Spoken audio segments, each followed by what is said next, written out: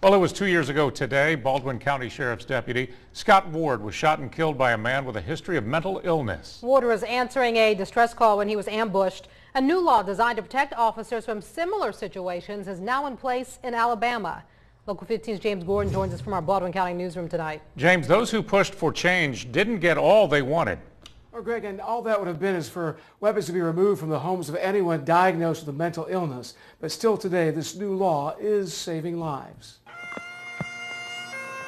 The death of Officer Scott Ward shook the entire law enforcement community. The person who murdered Deputy Ward had an extensive history of mental health.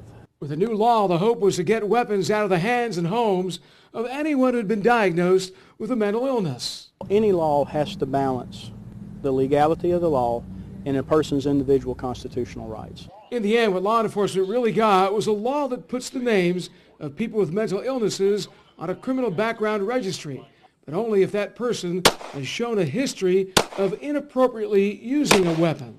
It's not going to catch everybody. It's not going to catch every person that may have a mental illness, but we are so far beyond where we were 2 years ago. I worry about every case I have. I had 8 cases Friday.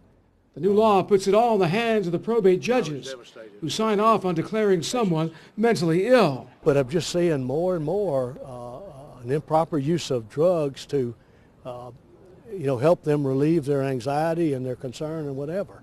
And that often will lead to grabbing a weapon or wanting a weapon. The sheriff says the new law, named after Deputy Scott Ward and other fallen officers, is a good law, saving lives by also putting a mentally ill person's information into patrol databases, giving officers a heads up to potential dangers. There is a notification, it's an alert that comes out.